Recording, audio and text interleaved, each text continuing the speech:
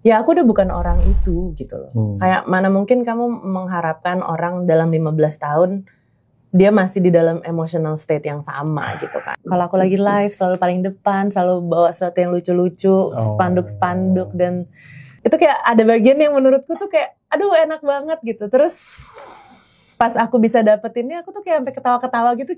Hai singers, ketemu lagi dengan saya Indra Aziz di Vokal Plus. Bebaskan suaramu. Hari ini kita kedatangan Hai muridnya Coach Aziz. Kamu bikin aku jadi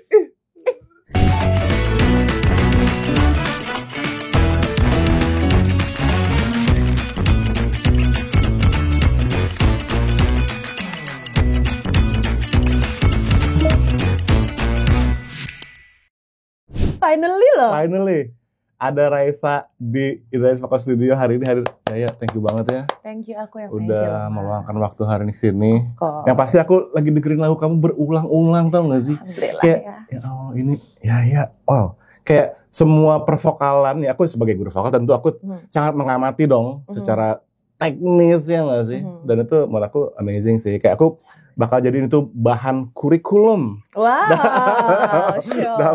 Tapi ya aku banyak banget aku pengen nanya sama kamu karena kan kayak kita semua udah tahu ya perjalanan musik kamu. Your first album was in 2010, ya kan? Sampai sekarang kayak aku bingung nih mau mulai dari mana untuk menanya kamu karena aku pengen semua ini terinspirasi melihat ya. Tapi ya, boleh nggak aku sebelum mulai tanya kamu nih? Boleh dong. Aku cerita dulu ke para penonton. Iya. Jadi gini guys, aku waktu itu dulu ya diajak ngeband sebagai pemain saksofon, oke? Di sebuah band bernama RAN waktu itu. Ya, udah. RAN. Datanglah ya kan, latihan. Main saksofon nih, lagi buka case. Terus, ini suara siapa? Gila enak banget suaranya. Terus saya nengok, ada makhluk ini. Bernama Raisa ini. Kita ngeband dulu pertama kali tahun 2000. I think it was 2007. Itu Java Jazz gak sih? Enggak. Iya, 2007 gak sih? Mungkin 2007. Iya, around 2007 ya. Jadi aku udah kenal Raisa udah, oh my god. Dari aku kecil dulu aku digendong-gendong. Digendong-gendong. Gak sekecil itu. Gak sekecil itu ya. Udah SMA ya. Tapi that was suara kamu aku pendengar kayak benar-benar kayak berkesan banget sampai detik ini. Itu aku nggak pernah kayak dengar suara tuh sampai tertegun dan nengok siapa ini gitu. Masa sih mas? Beneran lah, aku pengen kamu ntar share juga ke teman-teman. Oke. So ya welcome. Terima kasih. Sebelum kita lebih jauh ke kehidupan musik kamu, let's talk about your latest single. Oke. Terserah. Terserah ini adalah bagian dari sebuah album nanti ya? Iya, jadi aku album keluar 25 Juni. Judul albumnya Ambivert, karena aku adalah seorang ambivert, terkadang introvert, terkadang ekstrovert. Mas Aziz apa? Tahu gak? Wait. Apa itu ambivert? Ambivert itu gabungan, sebenarnya di tengah-tengah antara orang yang, jadi dia gak introvert banget, tapi nggak ekstrovert banget juga, nggak tengah-tengah, itu namanya ambivert. Kapan kamu menjadi kayak ke sisi sana sama ke sisi sini gitu? Soalnya aku tuh ngerasa, aku selalu bilang aku adalah introvert gitu. Karena aku memang nge-recharge-nya dengan sendirian, terus juga nggak terlalu suka yang rame-rame dan lain-lain. Cuma mana mungkin aku bisa menjadi seorang entertainer gitu kalau aku nggak punya sisi ekstrovert, iya nggak sih? Iya banget. Pasti ada kan sisi ekstrovertnya gitu. Jadi setelah digali-gali dan mengikuti banyak tes di internet, sungguh sangat legit ya. Kamu sudah ikuti tes-tes di internet. Tes di internet yang pastinya tuh dari dokter PhD banget. semuanya. Iya, oke. Dan ternyata aku adalah seorang ambivert. Ambivert. Dan aku rasa banyak yang teman-teman di luar sana yang ambivert juga kayak aku. Tunggu, tapi ada hal yang menarik ya. Kamu bilang ketika kamu sebagai profesional yang harus berada di atas panggung, yang mana yang nonton nggak pernah 1-2, selalu rame dan kamu harus mengeluarkan energi kamu untuk berbagi energi gitu ya. How? Karena aku yakin banyak juga teman-teman yang bertanya, gimana? Gue nggak suka sama keramaian, gue introvert banget, terus gimana kalau gue pengen jadi kayak Raisa gitu? Iya. Aku juga nggak tahu sih. Oke, next. Simple, padat, enggak tahu. Gimana ya? Aku tuh ngerasa tapi kalau aku di panggung itu tuh kayak mungkin itu aku bisa ngeluarin energi, bisa ngeluarin unek-unek atau bisa ngeluarin sesuatu yang mungkin aku nggak bisa keluarin di kehidupan nyata aku gitu ya. Jadi ada special energy yang aku reserve memang aku ngeluarinnya di panggung. Makanya pas lagi COVID tuh kan kita nggak manggung lama banget tuh. Aku tuh segalau itu, Mas Aziz, karena ada satu hal di dalam diriku yang nggak bisa keluar. Dan aku emang specialin ngeluarinnya di atas panggung. Aku juga baru menyadari itu gitu. Dan sebenarnya kalau di atas panggung kita tetap bisa introvert sih, menurutku ya. Karena satu, terkadang kan ada spotlight, jadi kita bisa fokus, nggak semua teman-teman tuh nggak ada yang kelihatan tuh penonton gitu. Kalau kita emang bener-bener nggak bisa ya, nggak bisa, kita nggak ngelihat mata penonton gitu, bisa juga kita tetap stay introvert di atas panggung. Tapi sisi ekstrovert itu justru keluarnya tuh kayak kalau lagi press con, lagi meet and greet, justru lagi di kehidupan nyata gitu, yang terus kita ketemu pendengar kita atau apa. Nah, sisi ekstrovertnya aku ngerasa lebih diuji tuh di kayak gitu. Lagi event, opening store, terus kayak datang ke premier apa kayak gitu-gitu tuh menurutku sisi ekstrovertnya gitu. Tapi ini buat aku nggak pernah mendengar sudut pandang ini. Tapi coming from seorang Raisa, like ya udah ini tuh bener nyata apa ada. Itu kalau menurut observasi aku sendiri kayak gitu. Nggak tahu legit apa enggak. I think iya, tapi ini aku legit banget. Kamu bisa kamu di atas panggung dengan band segitu banyak, misalnya kamu lagi main sama orkestra misalnya dengan penonton segitu banyak, kamu bisa menjadi maksudnya bisa bersama diri kamu sendiri saat itu di panggung gitu loh. Iya, bisa sih. Bisa ya. Makanya terkadang kalau misalkan panggungnya lebih kecil dan lebih intimate, itu aku justru lebih deg-degan. Karena kan sama penontonnya lebih dekat. Terus kita nggak bisa buang pandangan. Terus kita harus lebih ada di tengah-tengah situ, lebih present, lebih kayak ibaratnya omongan kita tuh lebih lebih personal gitu ke masing-masing penonton. Nah itu tuh buat aku lebih susah. Jadi kalau di depan 20.000 sama di depan kayak 20 orang, pasti aku lebih tegang depan 20 orang. Wow, oke. Ini adalah sebuah masterclass dalam performance art, guys. Gitu ya. Ini penting banget sih. Dan maksudnya maksudnya kamu kan udah di dunia panggung udah dari berapa tahun gitu kan, udah pengalaman banget, dan kamu bisa ngomong gitu tuh buat aku gokil banget sih. Karena aku kayak nggak pernah, oh iya benar juga ya gitu. Like I'm 47 years old, guys. Tapi saya kayak pas dengar tadi yang ngomong kayak, oh iya benar juga ya. Iya benar juga ya. Loh, aku juga baru kepikiran benar juga ya. Oke, aku mau ngomongin tentang lagu Terserah nih sekarang. Tentang apa sih ya? Terserah deh Mas, tentang apa aja. Kayaknya dalam banget deh, terserah aja nih. Terserah, jadi liriknya sih lumayan straightforward ya. Aku jarang memakai terlalu banyak perumpamaan. Jadi tentang mungkin pasangan yang yang kayak you and me against the world. Di belakang pikiranku ya kan, sebenarnya sudah tahu nih. Nah, kayaknya orang-orang tuh kayak menganggap kita tuh gak akan bisa bersama gitu. Tapi harusnya kan kita berdua solid.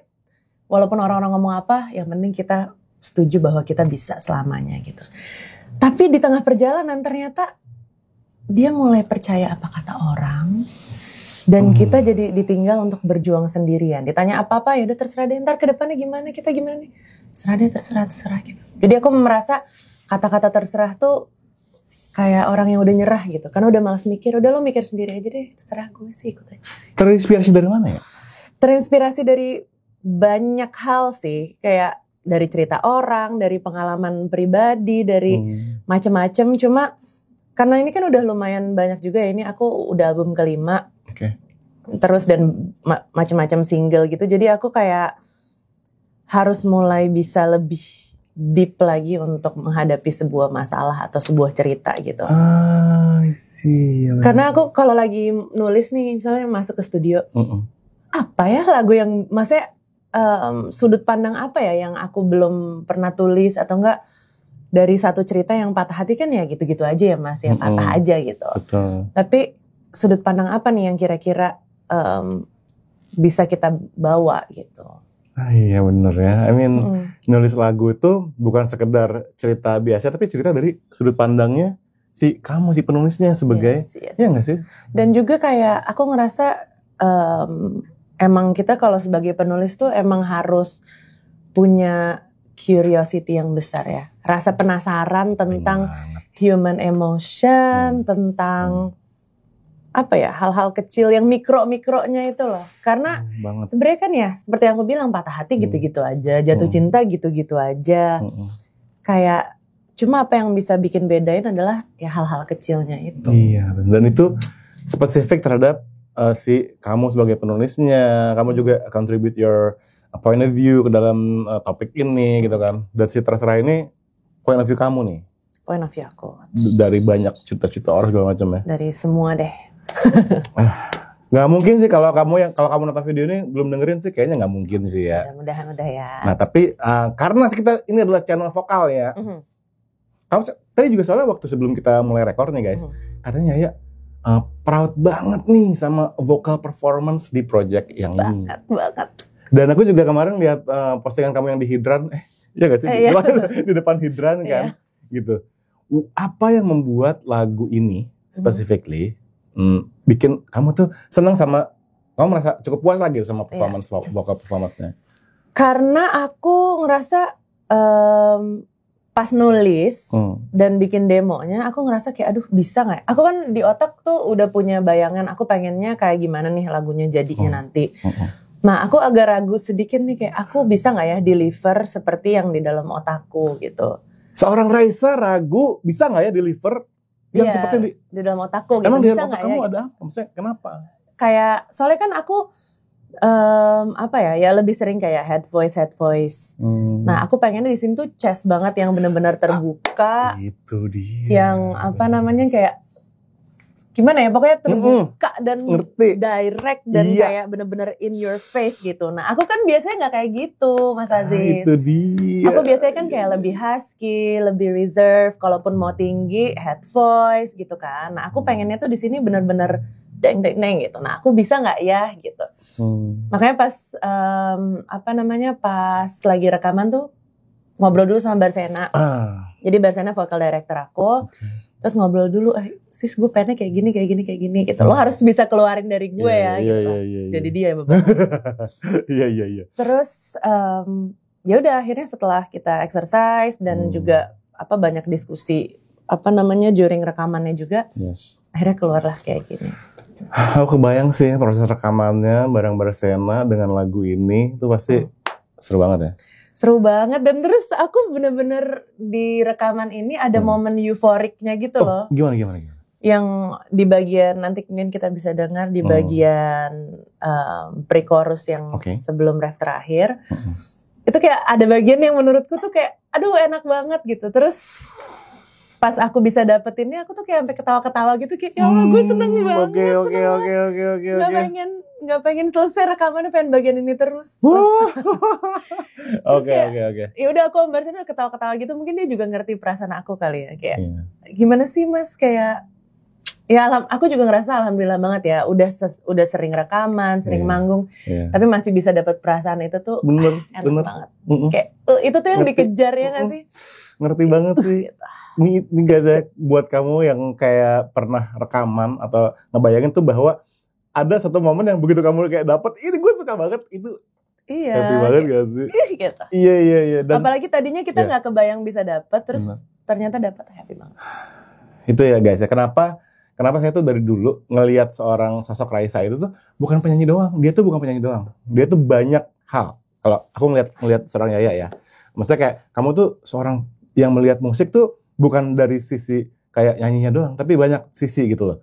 Dari konsepnya, dari musiknya. Jadi makanya gini, aku sering menjadikan kamu contoh di sekolah ini dan juga ke murid-muridku. Nggak cuma dari sisi teknik vokal, tapi aku selalu bilang ke murid-muridku, semua orang, bahwa contohnya ya Raisa, dia itu bermusik bukan gimana caranya biar gue viral, gimana caranya buat gue, tapi gimana caranya biar gue keluarin yang paling keren dari yang bisa gue keluarin. Gitu gak sih ya? Bener gak? Kalau koreksi aku kalau aku salah ya. Aku juga pengen viral Mas, tapi gak bisa. Pengen viral juga ya. Oke. Antiviral. Antiviral ya. Enggak. Ya, enggak. Tapi aku ngerasa ya aku selalu bukan cuma pelaku musik tapi penikmat juga kan. Jadinya keren banget itu. Iya, jadinya setelah aku rekaman, setelah lagu itu jadi, aku immediately menjadi apa ya, orang ketiga gitu, kayak sudut pandang orang ketiga gitu. Ngerti. Jadi ketika aku udah nyelesain sebuah lagu dan aku ngedenger balik lagu itu, aku tuh nggak ngerasa kayak ih kok gue keren nih, nggak kayak gitu. Tapi kayak lagu ini sebagai satu apa ya, sebagai satu entity yang udah terpisah dari aku. Oh, seperti melahirkan Iya, sesuatu. seperti melahirkan sesuatu, dia berdiri sendiri dan aku Betul. bisa observe itu dari sudut pandang orang ketiga gitu. Oh my god, jadi tuh kayak keren. bagus nih lagu gitu. Tapi aku nggak mikir bahwa itu bagus nih karya gue, bagus nih suara gue, nggak kayak gitu. Cuma udah bagus nih lagu gitu.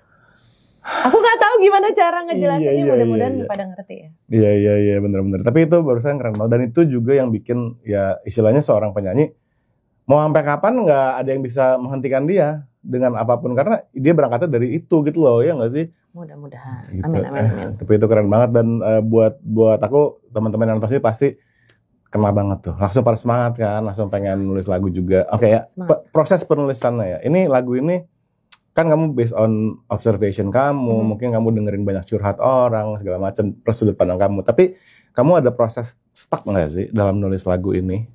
Nulis lagu ini aku nulis sama Kang Lava. Lava Pratomo ya. Yes. Aku waktu itu nulis lagu ini lagi ngantuk banget, Mas. Jadi kayak nulis ngantuk banget. Aku mau nggak mau aku tidur. Akhirnya aku ketiduran di dalam studio. Terus karena ada satu part yang kayak aduh aku nggak tahu nih mau nulis apa gitu. Akhirnya aku sampai kebosanan sendiri, aku tidur. Terus bangun-bangun aku ngerasa kayak semua orang pada nungguin gue ya gitu. Terus aku dengan perasaan people pleaser aku nggak enak ditungguin orang, aku langsung oh gitu? Nih udah jadi. Iya. Gitu. Jadi aku seolah-olah aku mendapatkan inspirasi dalam tidur, padahal aku bangun ngerasa nggak enak ditungguin orang. Aku nulis aja biar cepat selesai. Iya. Tapi ini kamu tadi bilang kamu kalau nulis lirik tuh straightforward aja gitu. Iya. Kenapa? Cuma gitu? Apa ya? Kan aku ngerasa terkadang orang yang kalau lagu ini kan termasuk lagu yang apa ya? Emosional dan kayak dia marah dan putus asa gitu. Dibandingin kalau lagu jatuh cinta, aku lebih banyak perumpamaan tuh. Karena kan orang lagi jatuh cinta kan kayak wah lagi di angkasa, lagi ini, jadi dia bisa lebih apa ya, bisa lebih berbunga-bunga, bisa lebih mendalami kata-kata kiasan dan lain-lain gitu. Perasaan jatuh cinta kan kayak gitu. Tapi kalau orang lagi frustrasi, lagi kesel kan, aku pengennya pakai bahasa sehari-hari aja gitu lah, lebih dekat, lebih kepake dan lebih kena gitu. Dan mungkin emang yang ada di hati orang atau di pikiran orang ya kata-kata kayak gini juga gitu. Makanya itu aku kalau lagu yang patah hati justru lebih sering pakai kata-kata yang sehari-hari gitu. Ada faktor ini nggak ya? Maksudnya melihat pengalaman kamu, perjalanan kamu yang cukup panjang nih di dunia musik, apakah ada faktor pendewasaan juga nggak sih? Pastilah. Pasti ada faktor pendewasaan. Makanya aku tuh paling apa ya?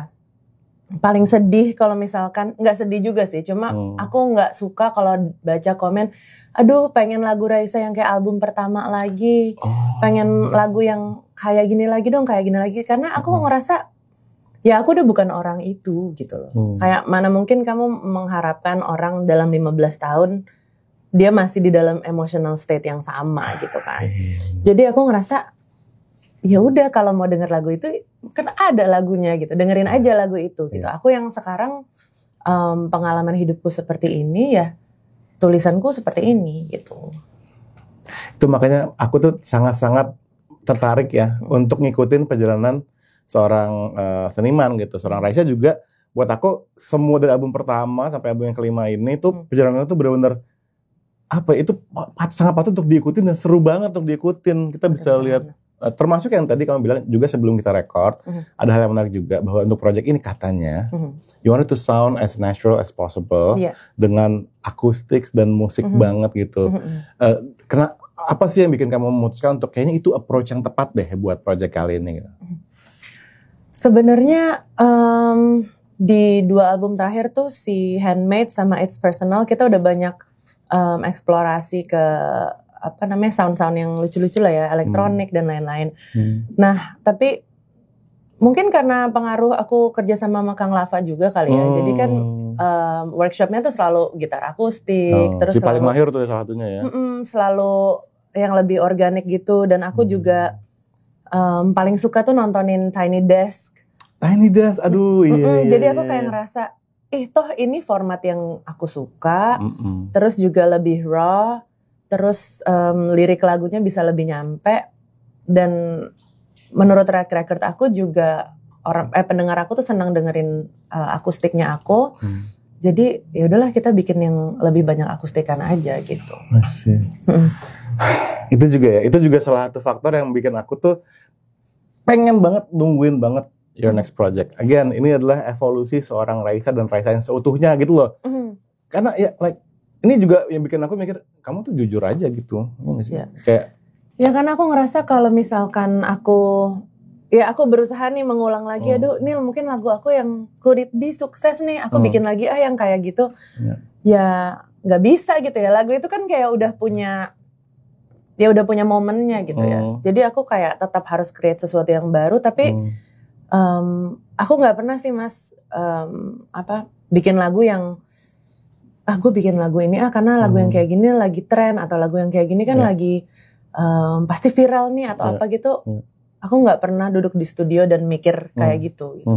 Jadi aku sekeluarnya aja. Oke, tapi ini menimbulkan pertanyaan lain nih ya. You are also a businesswoman. You own businesses gitu juga. Gimana terus kamu membalance otak seniman kamu sama otak businesswoman kamu gitu loh, untuk membalance hal ini gitu? Aku sih sebenarnya percaya aja bahwa aku suka musik. Aku nggak bakalan juga bikin lagu yang nggak enak. Mungkin ada orang yang suka nggak suka, tapi kalau nggak enak, aku rasa nggak deh. Gitu. Karena aku juga suka dengerin musik, aku suka musik pop, aku suka musik-musik yang easy listening dan lain-lain. Jadi aku percaya dengan aku juga kerjasamanya dengan musisi-musisi terbaik di Indonesia. Aku percaya bahwa aku masuk studio dan aku akan menghasilkan musik yang enak menurutku, dan yang gampang didengar dan lain-lain. Suka nggak suka ya itu kan relatif gitu ya. Dan yang kedua, aku merasa musik tuh ya memang lagu tuh emang harus jujur gitu. Jadinya kejujuran itu yang aku kedepankan gitu, dan menurutku kalau dibuatnya dengan hati pasti didengerinnya mudah-mudahan dengan hati juga gitu. Dan yang ketiga ya udah marketing aja.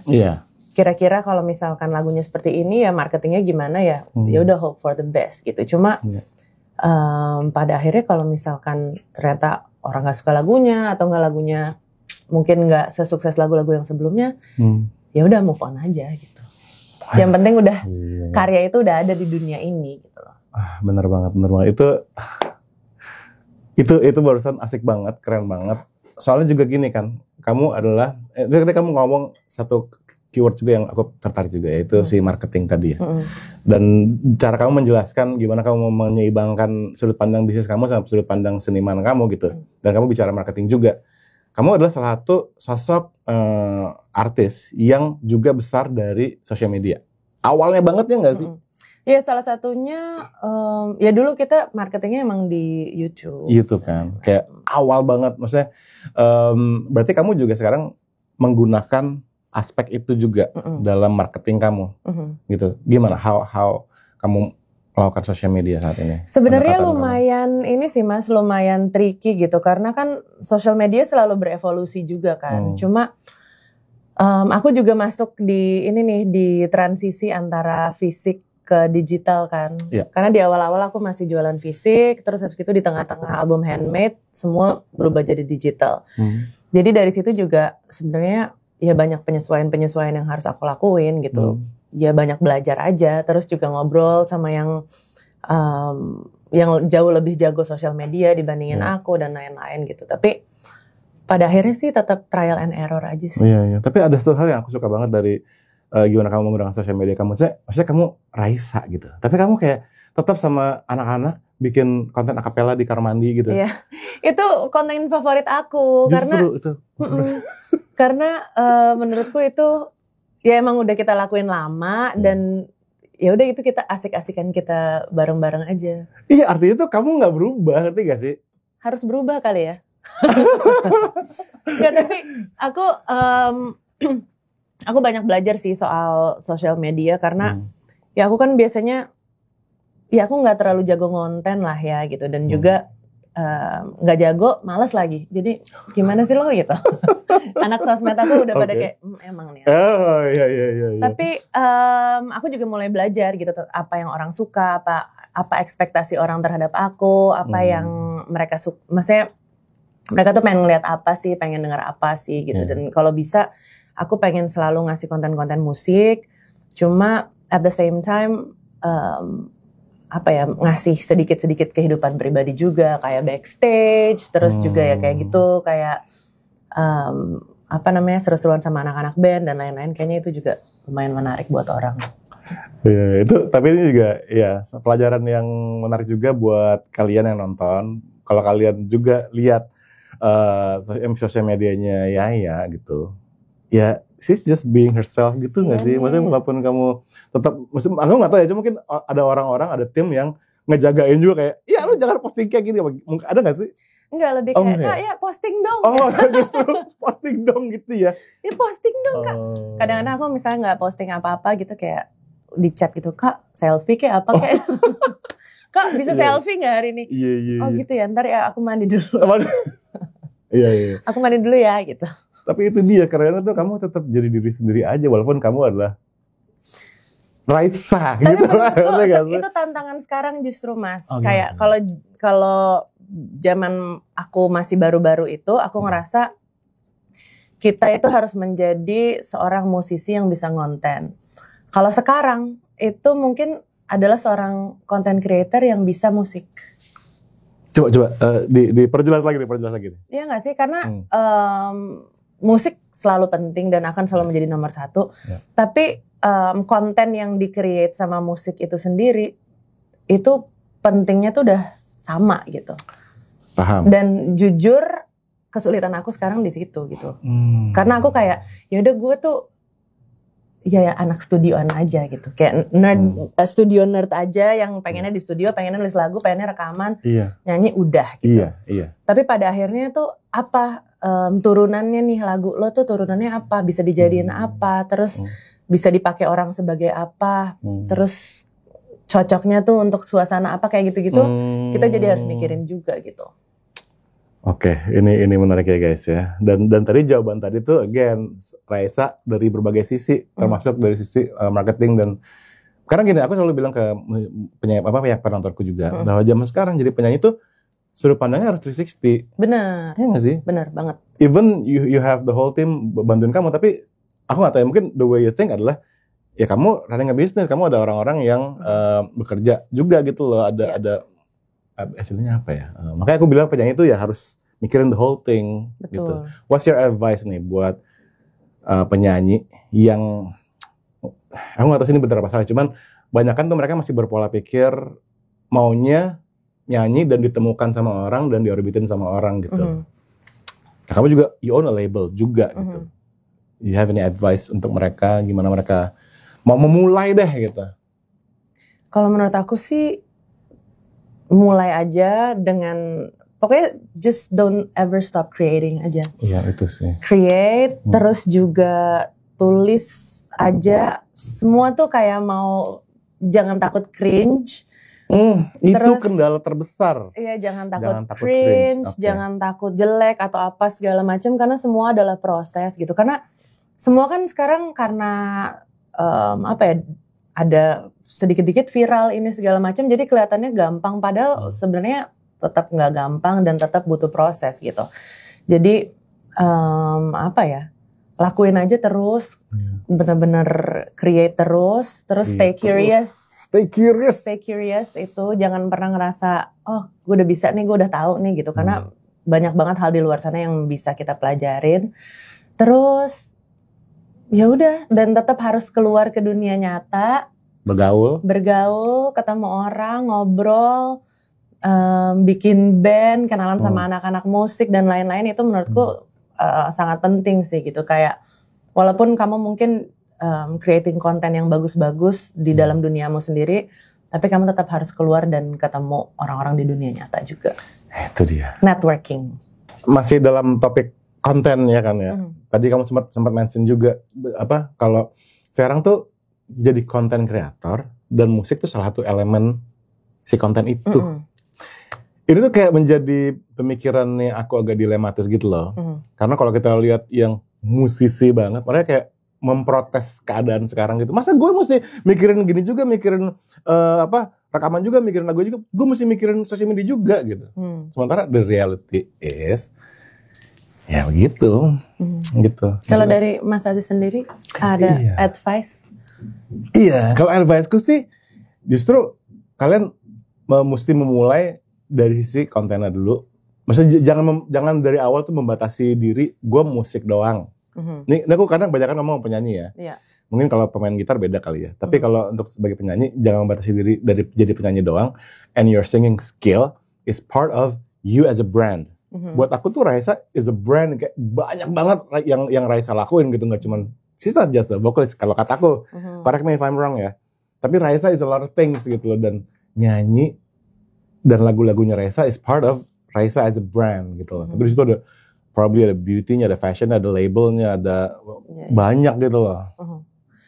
Aku juga merasa ya mungkin karena aku label sendiri, manajemen sendiri gitu. Jadi aku bisa ya bisa melihat diriku as a brand gitu kayak gimana di atas kertasnya gitu. Dan itu benar sih, karena gimana pun kalau misalkan kita udah masuk industri ya kita harus melihat diri kita as a brand gitu, Raisa brand gitu. Mungkin kalau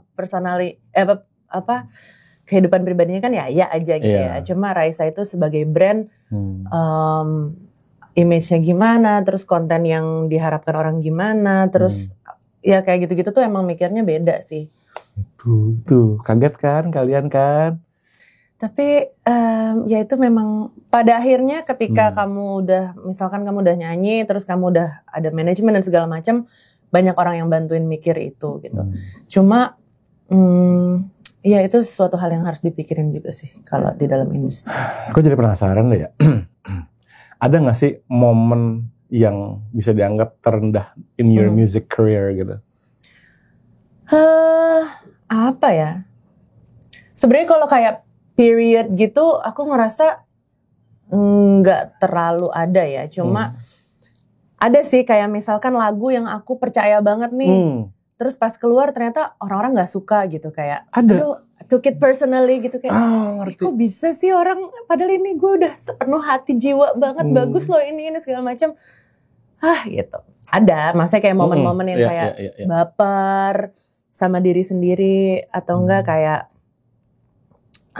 kok orang-orang pada nggak ngerti ya bahwa maksud gue tuh kayak gini. Itu ada, cuma ya nggak bisa terlalu nggak bisa terlalu lama dan berlarut-larut sih gitu. Karena ngerti ya, itu dia sih. Iya, pada akhirnya semua juga akan berjalan dan semua juga gak akan peduli dengan keluh kesah lo. Ya udah bikin lagi lah sesuatu yang baru gitu. Aduh, itu keren banget sih. Kamu tahu ini gak sih? Aku ada satu buku, kamu barusan ngomong itu, aku jadi ingat satu buku judulnya Who Moved My Cheese.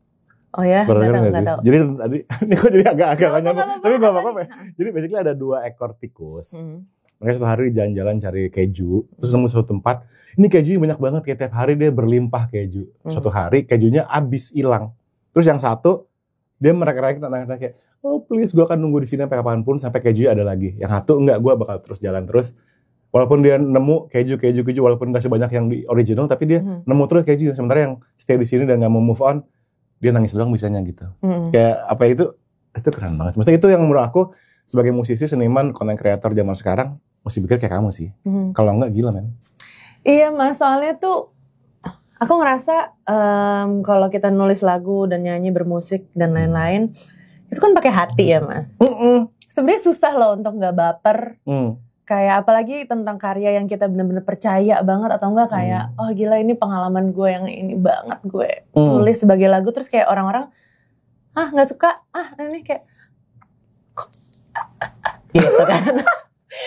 Sebenarnya sedih gitu, tapi sedihnya tuh bukan apa ya, cuma ya gimana ya, itu kan dari hati kita dan kita benar-benar percaya gitu, bukan percaya dengan nilai-nilai marketing, oh ini bakalan jualan atau apa, enggak. Percaya bahwa oh lagu ini bakalan orang bakalan get nih gitu.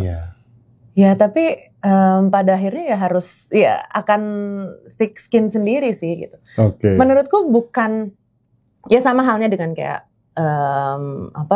netizen lah, gosip, terus kayak haters dan apa-apa, ya itu kurang lebih sama gitu ya. Kita pasti akan tetap sakit hati, cuma yang ngebedain itu adalah sakit hati lama atau bentar gitu.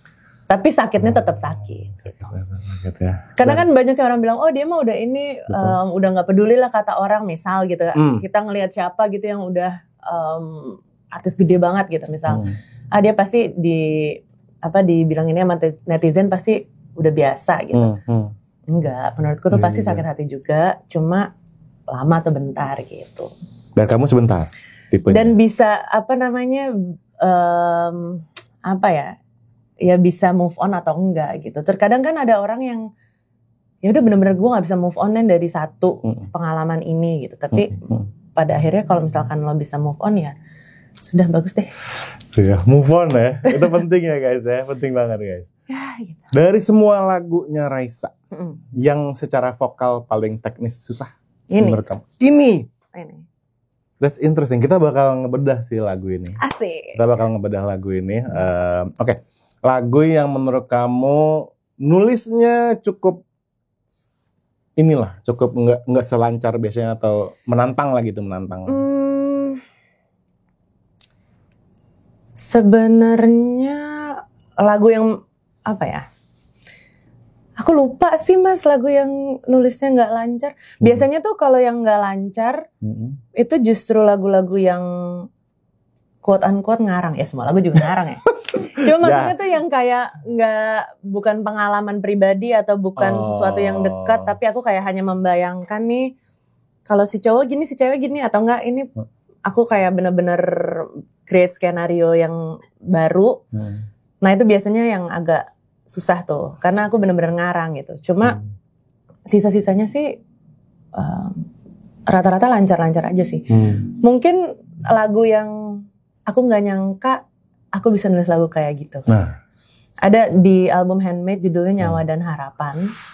Itu lagunya kayak tiba-tiba nih ya tentang environment dan kemanusiaan, dan tiba-tiba dark kayak kok bisa, coba deh mas, judulnya Nyawa dan Harapan. Oke. Ini sangat menarik nih. Nah ini lagu yang kayak lah kok bisa aku nulis kayak gini gitu. Iya. Dan kalau di karang-karang pun kayaknya nggak dapet deh gitu.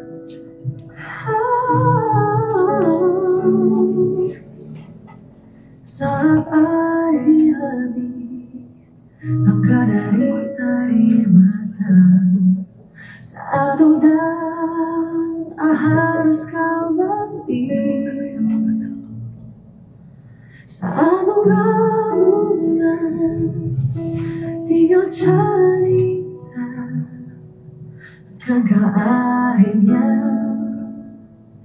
kita sadari saat senyuman lebih langka dari amanah, saat nyawa nyaris tak berharga,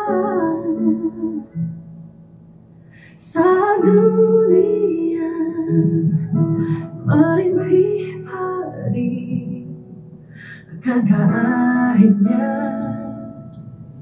kita sadari akan datang masa di mana kita hanya mampu berkeluh dan menyesal, berharap doa dapat memutar waktu. Oh, percayalah waktu masih tersisa, percayalah hanya kita yang bisa beri nyawa segala harapan.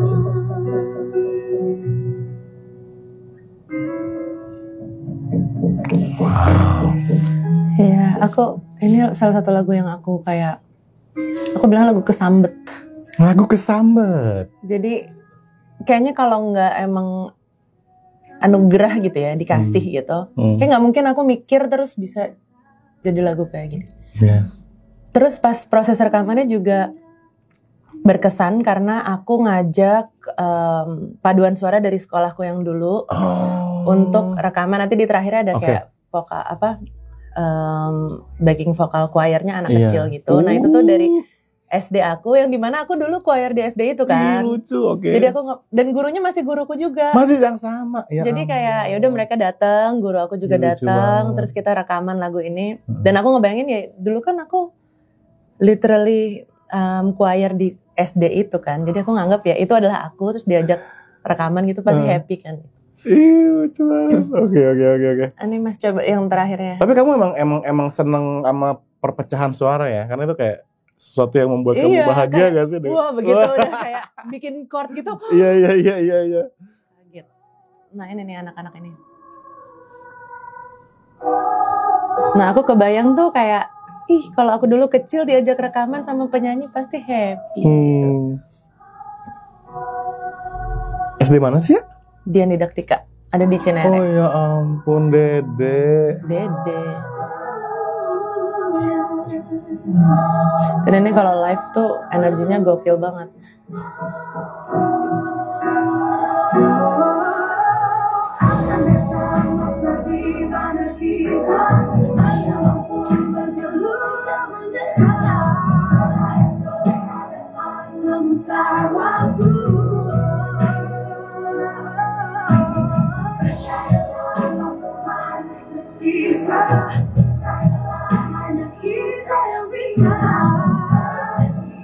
Ini momen nyalain lampu semua nih ya.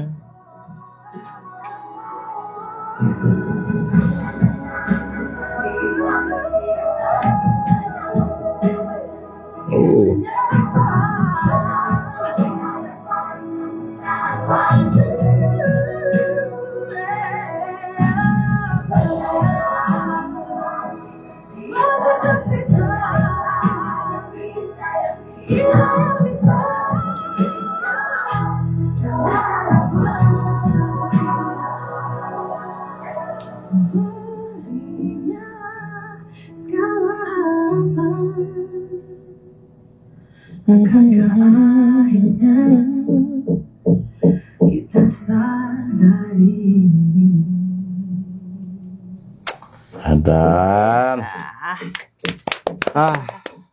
oke ya, ini menarik sih. Maksudnya tiba-tiba ada lagu sambet kayak gitu ya. Jadi dia lebih dark dan kamu ngebahas topik yang mungkin lebih di luar dari yang kamu biasa nyaman gitu ya. Dan juga nggak ada lagi laguku yang kayak gini. Kalau aku pun berusaha bikin lagu kayak gini lagi nggak akan dapat lagi. Menurutku ini udah, ya itu dia lagu ini aku udah ngelihat sebagai dia berdiri sendiri dan aku kayak alhamdulillah itu ada di under my belt.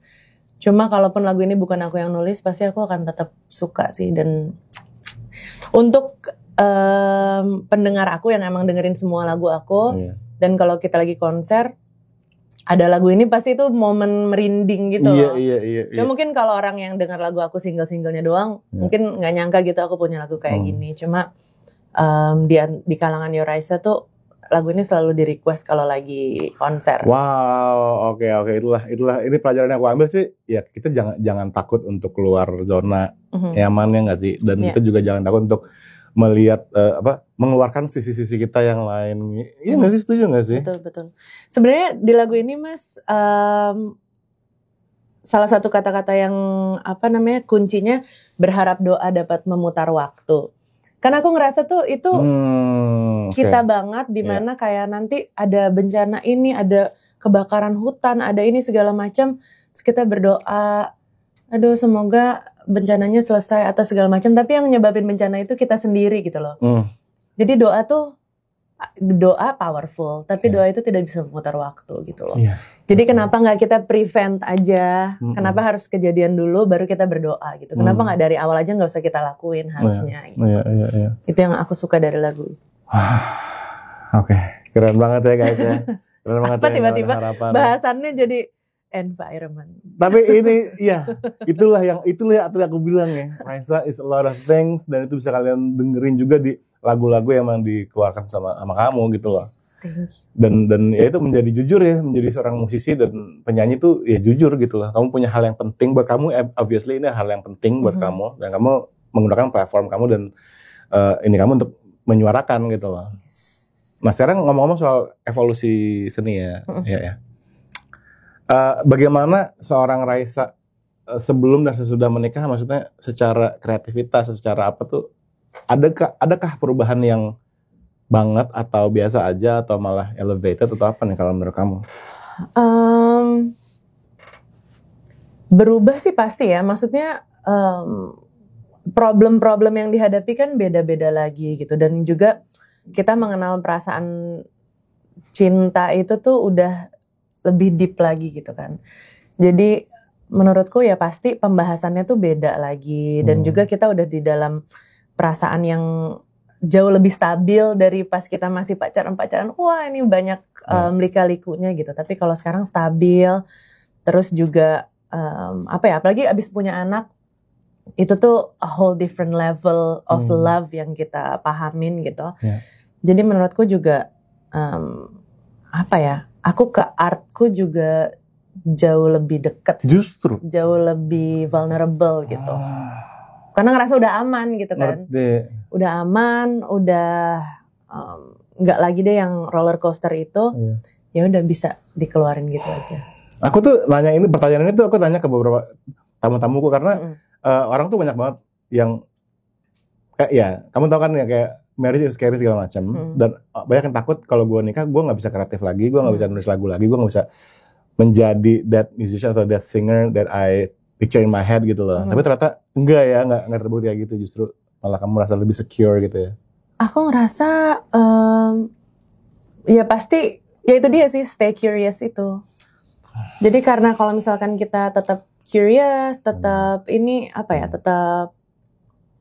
berusaha memahamin ya evolusi kita dalam beremosi gitu, pasti akan dapet aja sih gitu.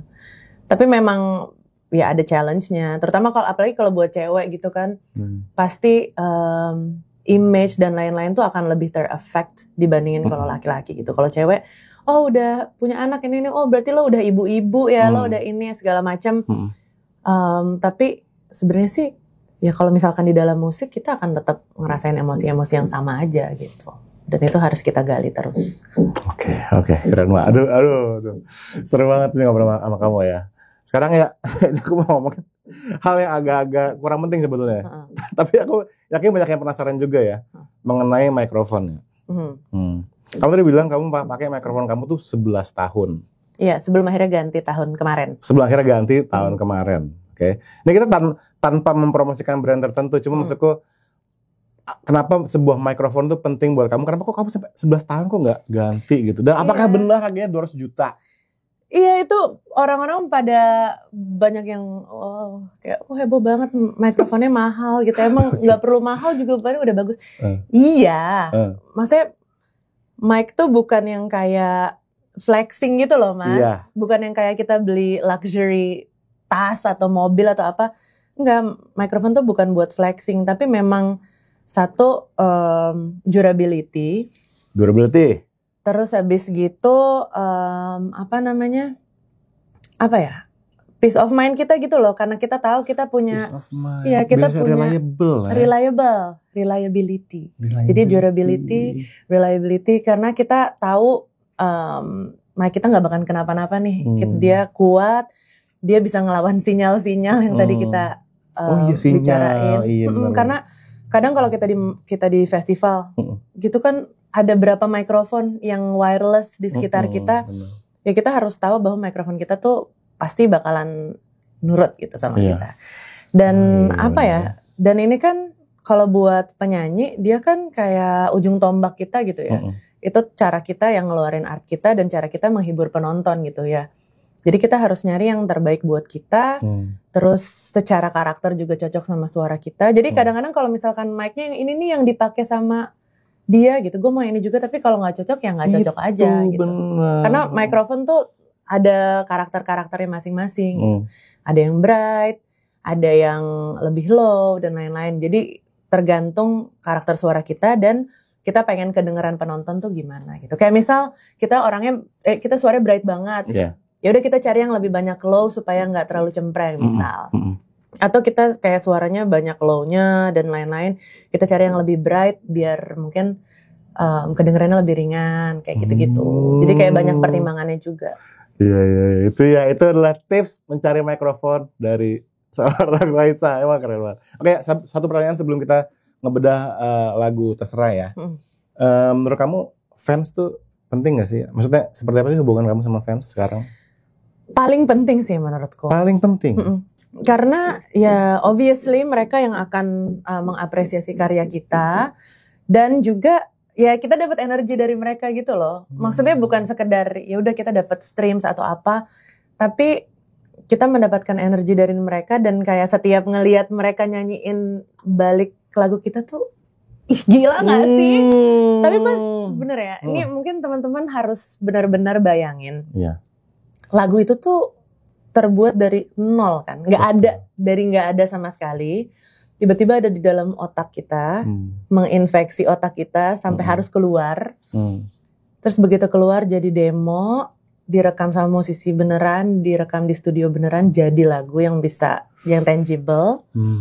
Dikeluarkan ke dunia dan terus pada akhirnya dinyanyiin balik ke kita tuh gila sih, itu hulu hilirnya tuh sungguh sangat luar biasa menurutku cycle-nya gitu, dari benar-benar dari otak yang nggak ada apa-apanya tiba-tiba jadi dan dinyanyiin lagi dengan penuh emosi ke kita lagi, itu tuh gila gawat. Itu yang bikin edik nulis lagu tuh gawat banget sih gitu. Dan itu hanya bisa terjadi ya karena Raisa gitu, karena fans gitu. Jadinya ya mereka adalah orang yang salah satu orang-orang yang paling integral di dalam karir orang. Kalau ada yang mau kamu sampaikan ke Raisa nih saat kita lagi ngobrol gini apa nih? Terima kasih banyak selalu mendukung aku. Dan selalu selalu percaya sama karya-karyaku, terus selalu pengen berusaha mengerti evolusi aku. Dan ya nggak cuma dengerin hits-hitsnya doang, tapi juga b-roll-b-rollnya semuanya, lagu-lagu yang tersembunyi didengerin juga. Dan selalu nyemangatin, selalu ada di dalam. Kalau aku lagi live selalu paling depan, selalu bawa sesuatu yang lucu-lucu, spanduk-spanduk, dan makasih udah menyanyikan laguku kembali, meneriakan laguku kembali ke aku. Itu luar biasa banget. Emang keren. Raisa emang dahsyat. Ini ya, aku tuh kayaknya mesti nahan diri deh. Aku mesti ingat waktu ini udah berapa. Ini kan memang maghrib. Ini bisa jadi 14 video. Tapi kamu gak buru-buru kan ya? Enggak, Mas. Oke, pokoknya aku udah terserah deh. Pokoknya kamu rolling aja, udah terserah deh. Nah, ntar tinggal yang ngedit bingung. Bodo amat. Tapi ya kayak misalnya gini, kamu dulu pernah nge-backing kan? Jadi kamu tuh ngerti apa yang kamu lakukan, ngerti as a backup singer sama as a lead vocalist gitu loh. Dan aku pengen tahu deh, kamu bekerja sama yang sekarang nge-backup kamu, gimana sih kamu ke mereka gitu? Apa kamu involve banget kayak micromanaging banget nada-nadanya tuh, kamu banyak juga menyerahkan ke vocal director gitu? Aku sih kebanyakan memang kalau lagu-lagu baru pasti kan persis kayak asli. Kita masih ngebawainnya. Nah cuma lagu-lagu yang udah belasan tahun tuh yang kayak udah ganti aransemen 10 kali. Nah itu yang lebih aku serahin sama mereka. Karena kan mereka juga vokalis-vokalis gila ya. Gila, bener. Kemarin nih Dika, Harvey, terus aku sama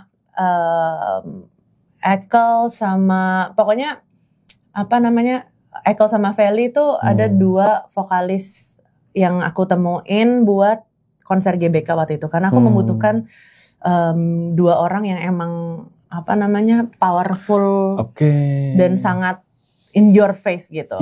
Makanya di lagu It's Okay to Not Be Okay sama ada satu lagu lagi nanti di album aku pakai mereka sebagai backing vokal instead of aku sendiri. Biasanya kan aku kalau rekaman aku sendiri backingnya.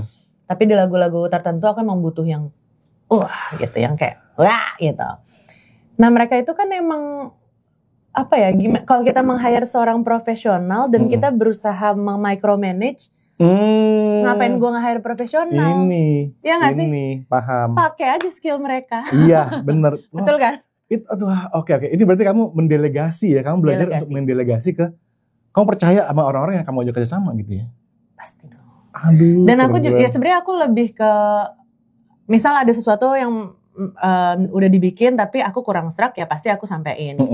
Cuma pada awalnya aku percaya sama mereka karena kan itu memang bidangnya. Jadi bidangku di sini, bidang mereka di situ. Jadi aku merasa mungkin ide lo tuh bakalan lebih bagus dari ide gue gitu. Bisa gitu ya? Maksudnya kamu itu keren sih mendelegasikan ke teman-teman bermusik kamu. Kamu pernah nggak sih? Kan kadang-kadang gini ya, kalau kamu mungkin perform di mana, mungkin kamu, aduh sorry nih, ya nggak bisa bawa band. Akhirnya kamu pakai band di tempat dimanapun kamu berada gitu. Yeah. Pernah gak sih kamu kayak, gue gak trust nih sama band ini? Sejujurnya ya, pernah lah. Karena juga kan mungkin waktu latihan gak ada dan lain-lain. Cuma biasanya kalau kayak gitu, kita udah ngirimin ngirimin file dan materi dulu sebelum actually manggung gitu. Cuma ya itu dia sih, kayak aku merasa kita juga kadang-kadang harus bisa memanage ekspektasi gitu. Benar. Cuma kan pasti juga kalau misalkan udah pengalamannya lumayan gitu ya. Aku ngerasa pasti akan mainnya sama profesional juga sih. Benar, itu dia. Jadi walaupun mungkin kita nggak terbiasa atau mungkin dia masukin lyrics yang gue kaget atau yang gue nggak biasa permainannya kayak gini, ya nggak apa-apa gitu. Cuman aku percaya sih, aku pasti akan ketemunya musisi profesional juga. Mungkin cuma nggak kebiasa aja.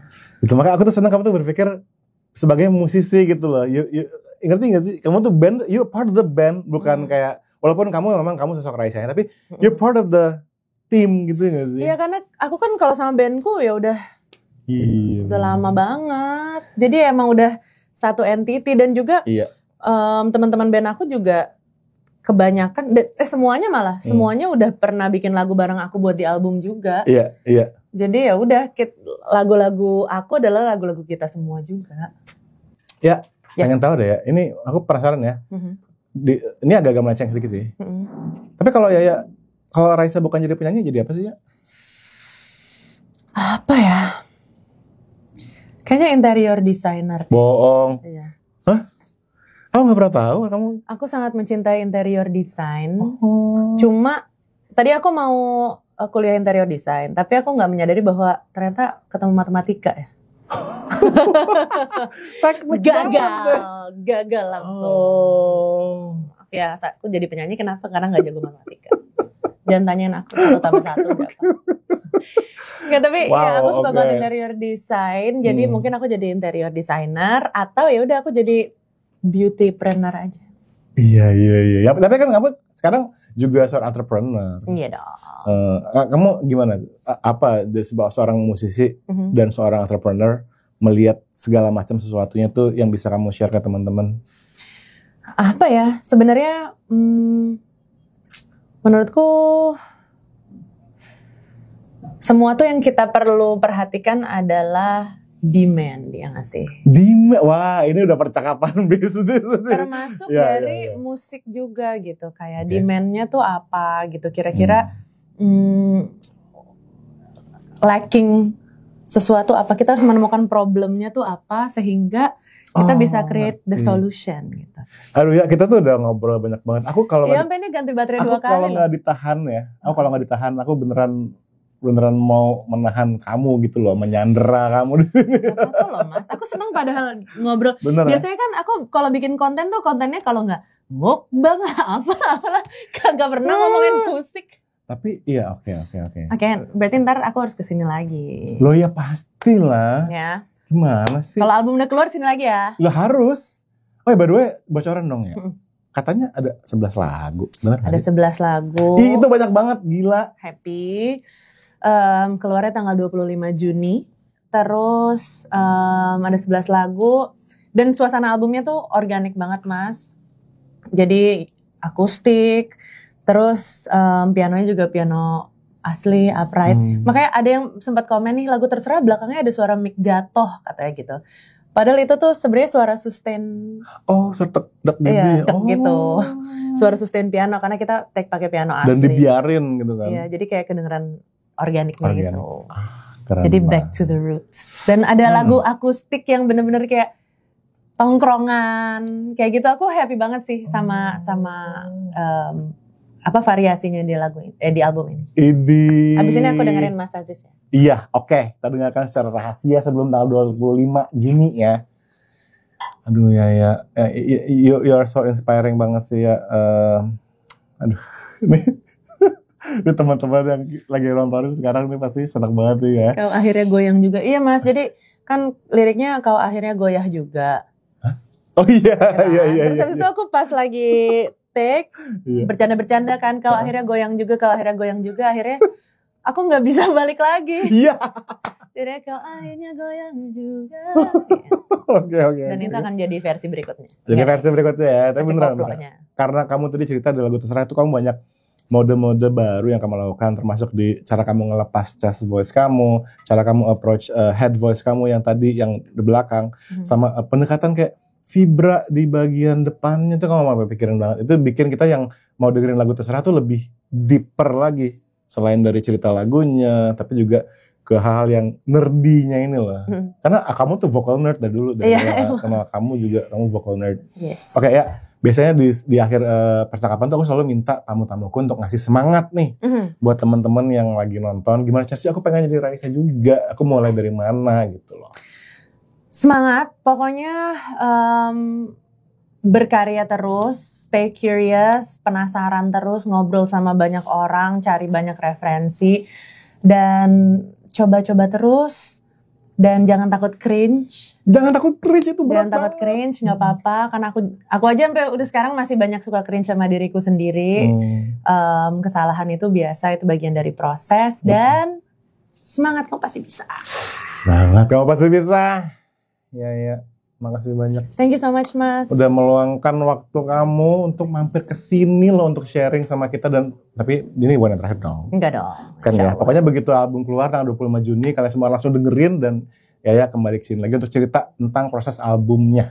Yes. Oke, tadi baru satu lagu loh. Satu lagu aja pembahasannya kayak tadi ya. Gimana 11 lagu coba ya. Iya, 2 hari 2 malam. 2 hari 2 malam ya sini ya. Thank you so much. Kita ngomong bebaskan suaramu sama-sama ya. Oke, 1, 2, 3. Bebaskan suaramu. Bye.